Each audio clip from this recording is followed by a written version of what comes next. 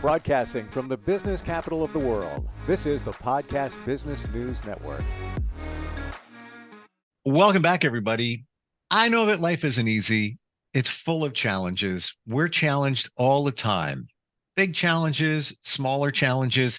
How do we meet those challenges? How do we not let it twist us and freak us out? We're going to talk about that today, different ways to look at it. She helps people with this all the time, make those transformations. I used to call them mountains. Now it's just a speed bump you got to get over. And she helps with that. And she's going to help us today. Laurie Kroeger is back with us. How you doing?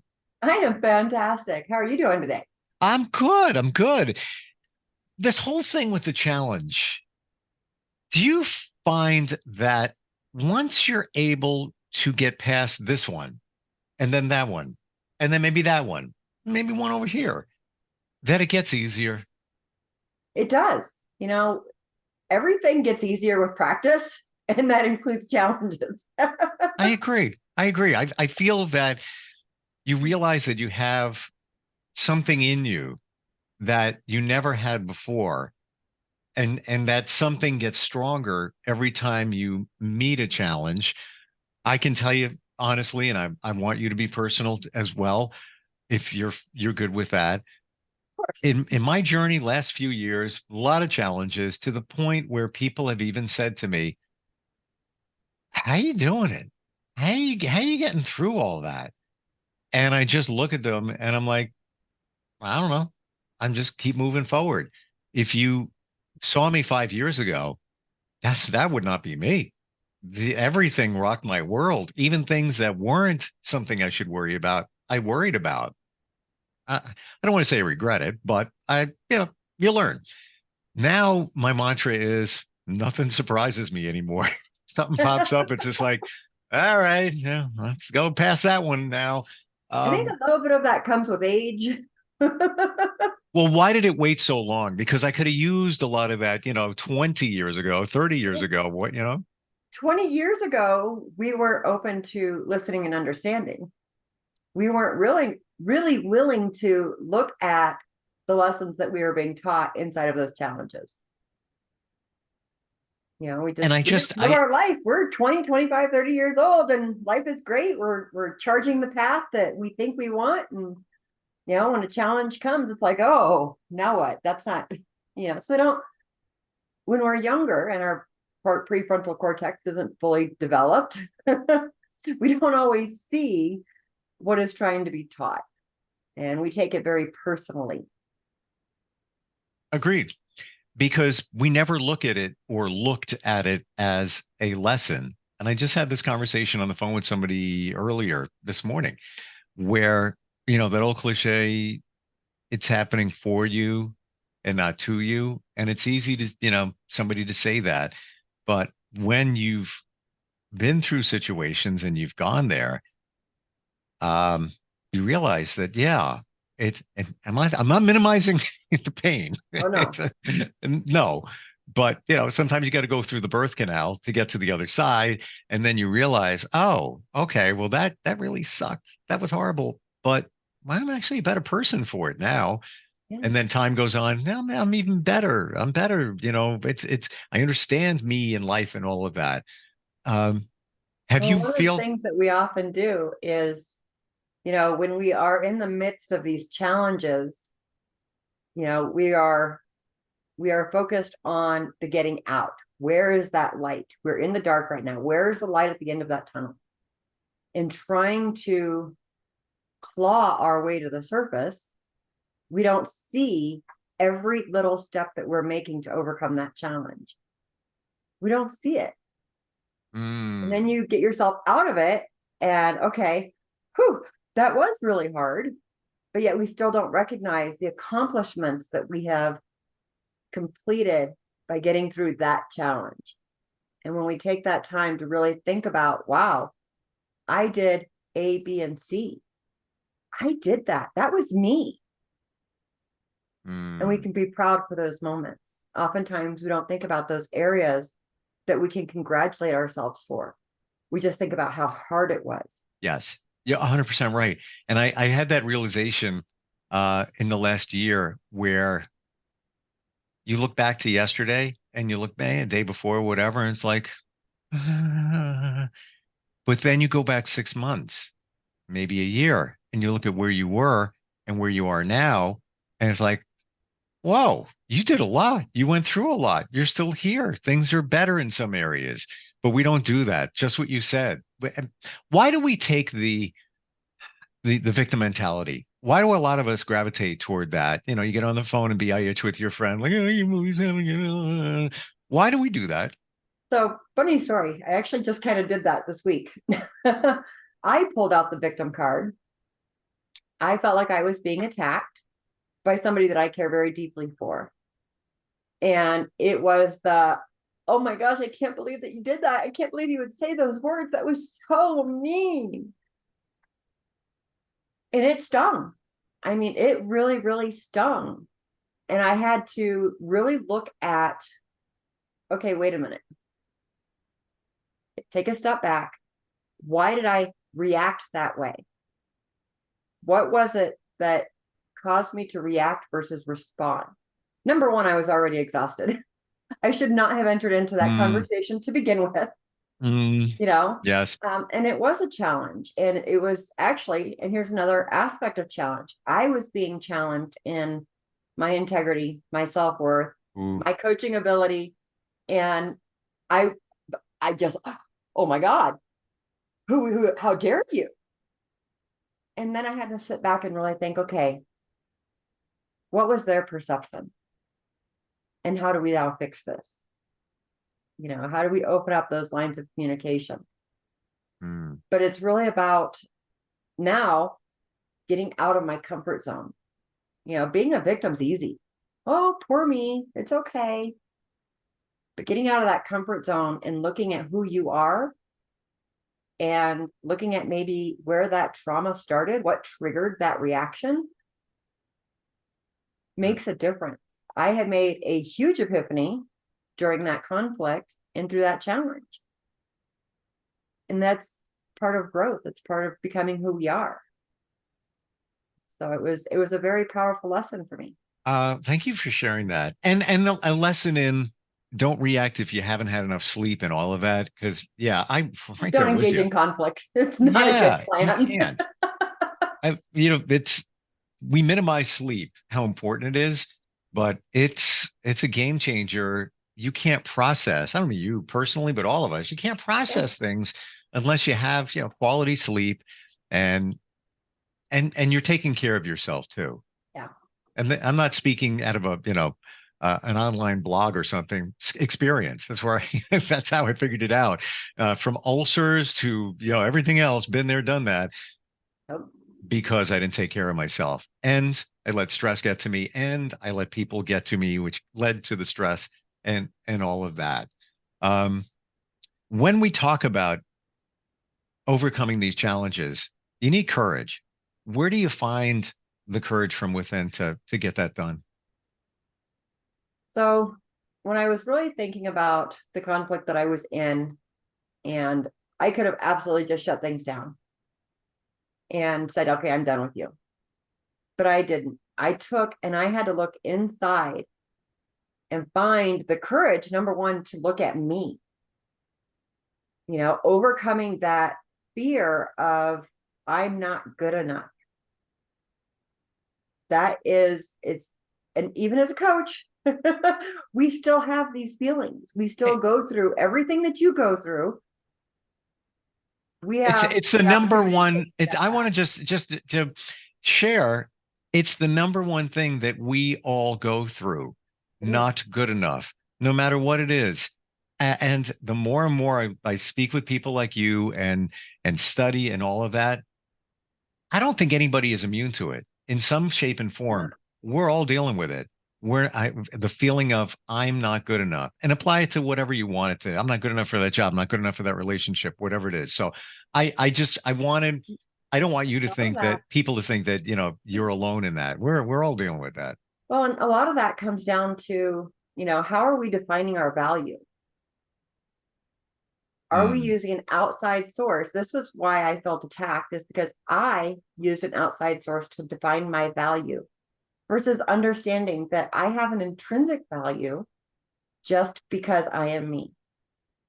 Just because, and that's where I started to find my courage, is that I have an intrinsic value. I am an important person and I care about the people around me. And that's where I was able to find the courage to say, okay, you know what?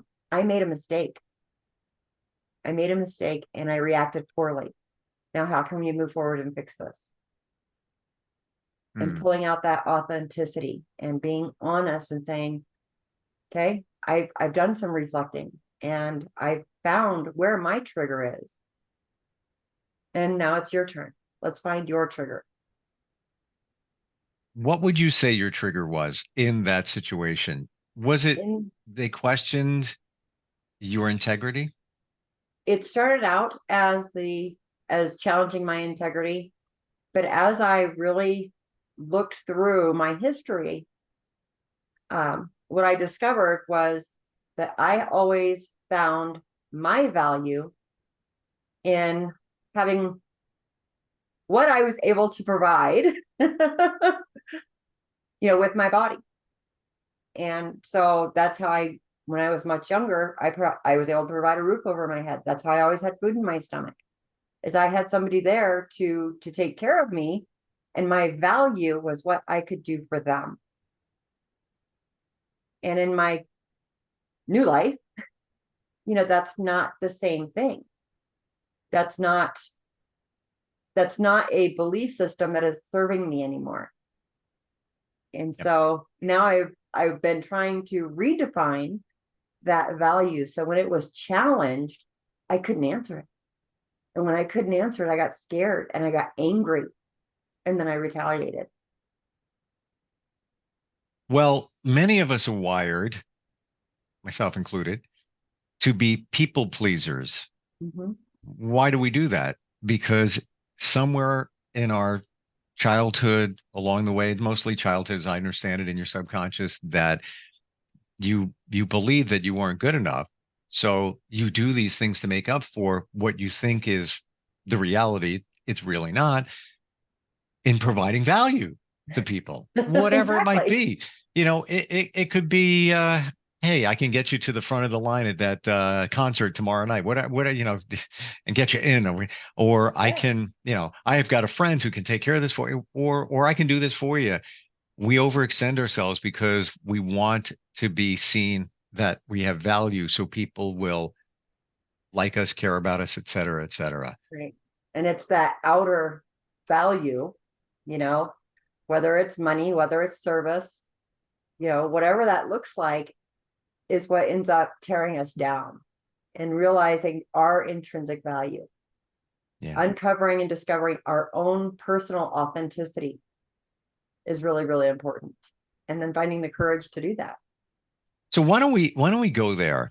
Authenticity. It is in my journey, that word came up from the very start. Somebody said it to me. Authentic, not meaning me. Authentic people around me is what was suggested.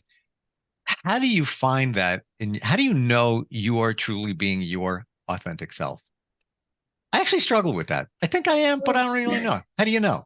I feel, when I think about my day and I reflect at night, if I have done my very best, I have been honest, I have kept my word, and I have done what I felt was inside of my values, I can sleep well at night. I feel like I have been authentic. I have been the person that I want to be, who I am, not who somebody else wants me to be.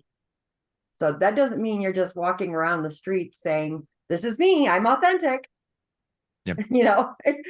It really is being able to sleep at night, knowing that you did your best.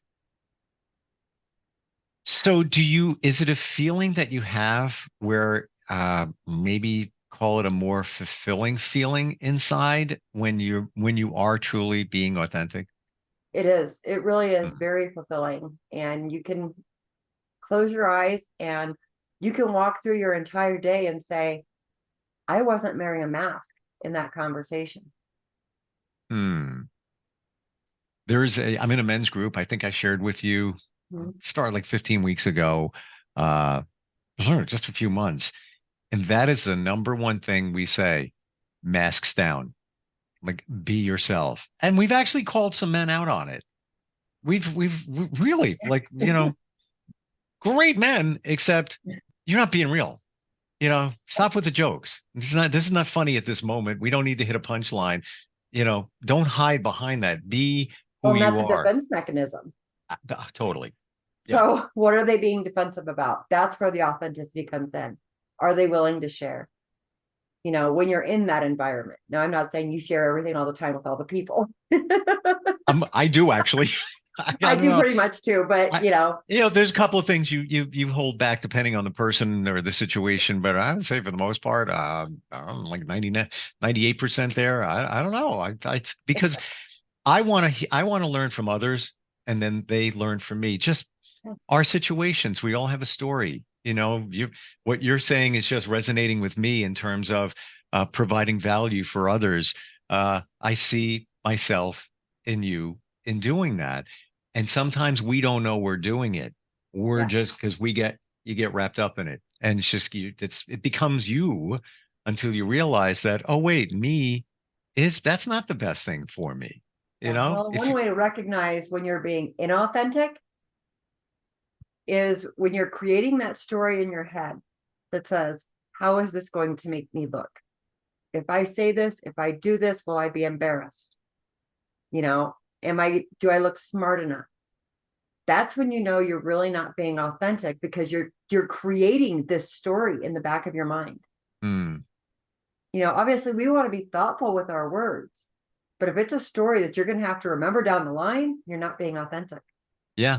Yeah. Or you're doing it to get to look a certain way the opposite side. How are they Yeah. going to view me? I'm going to be the man. Yeah, this is where the ego comes in. Yeah. Oh, 100%. 100%. Yeah. Well, that's a whole other, 10 podcasts if we start talking about the Exactly. That's a ego. whole nother story. Yeah. Yeah. And the word, it's not a bad thing. The ego is not a bad thing. No, Yeah. it can be, but It it's can. part of what creates our drive. It's a part of, how we move forward and get things done. We have to have a little bit of an ego. For sure. For That's sure. how we So, succeed in life. so when we're getting over these challenges, any other things that you could suggest when something is placed in front of us and now we have to go over that speed bump? So when we think about challenges, one thing that comes to mind. So last week I was at a round table with my coach, and we were challenged to do 28 days of TikTok. Now, this challenge was designed to pull me out of my comfort zone and get me onto TikTok, right? But it's a choice. I can choose whether or not I'm going to face that challenge. In life, sometimes those challenges are presented to us and we don't have a choice. We have to walk through it one way or another. But how we choose to do that is our responsibility. We can choose to be fighting and, I don't know exactly where that piece of control comes in when we are faced with a challenge. Sometimes maybe it's just sitting back and saying, okay, I don't like where things are, and recognizing that it is a challenge. I think once we make that recognition, then we have a lot more choices into how we're going to handle that. And even if we react at first, like I did last week, Mhm. you can come back and you can say, okay, you know what? I didn't react the best way. So let's replay this and let me try again. And you can have those conversations. When your tire goes down, you can choose to get mad or you can choose to figure out how to get it fixed. And by taking the I can't out of our vocabulary, Oh yeah. makes it a lot better, because I can't means two things. I don't know how, or I don't want to. Hmm. First thing that comes to mind is I can't believe ...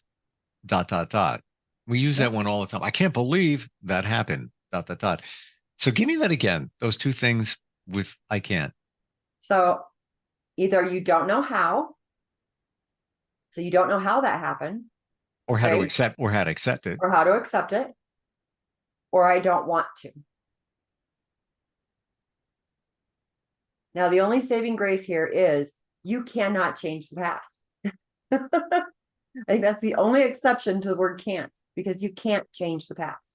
There's not a matter of not knowing how. Okay, maybe somebody in the quantum field, quantum forces is going to figure out how to turn back time. But then you can't determine your future. Hmm. So there really is no going back into the past. That's about the only place where those two phrases will not replace it. Is there a place for the past? Do we look at it as a lesson? You know, Yes. we can't change it because so many of us allow it to affect us, and it's hard to shut it off. Like, go away. I don't want you there. It is. When we think about, especially, either those really, really exciting times and we're feeling nostalgic and we want to go back there, or those really, really challenging, hard times that make us sad, we think about those and we bring that emotion right back into where we are. So the best thing that we can do is you can reflect on it, but don't live there. How do you use it to your best advantage? You know, like we talk about,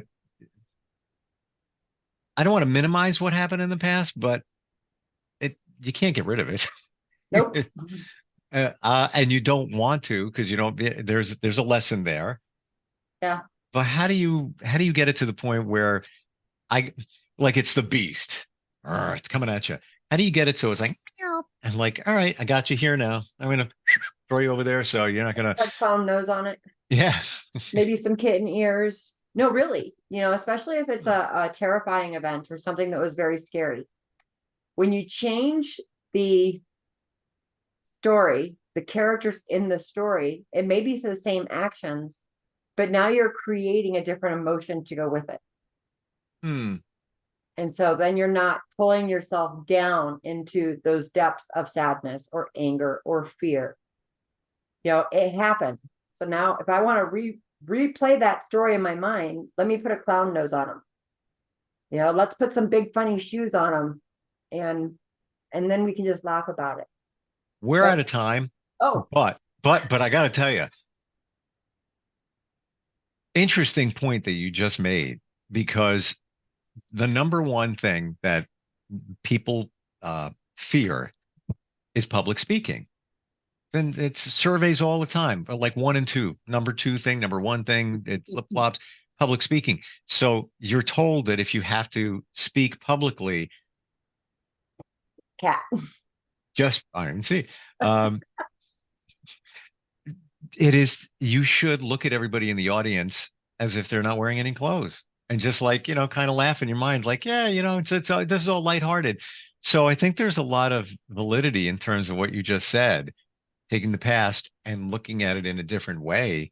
Um, That was something my coach taught me. I think that's fantastic. And I never thought of it that way. It's almost like, and that's it. As opposed to, oh my God, I can't believe what just happened. They did that. And then it could be 5 years and you're still saying the same stuff.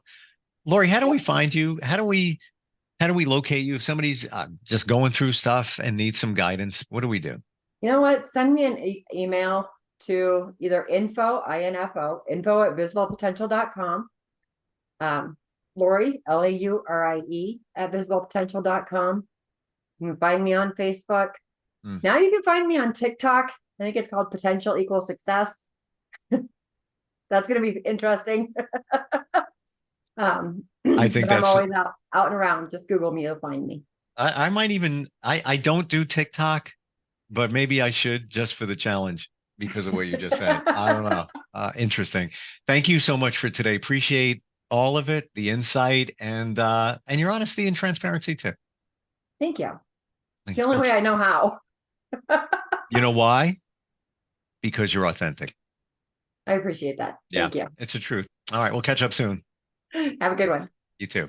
Are you looking for even more of the podcasts and hosts that you love? The Podcast Business News Network is proud to announce that you now have even more ways to listen live. Check out the MyTuner Radio, online radio box, and Simple Radio apps on iOS and Android, or find us online. Search for Business News Network on mytuner-radio.com, or search Podcast Business News Network on streama.com and onlineradiobox.com/US. Take your podcast on the go and don't miss a minute of the action.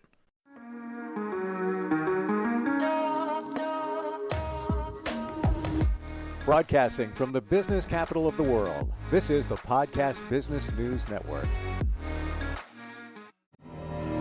For nearly 2,000 severely injured veterans, everyday life has become filled with barriers.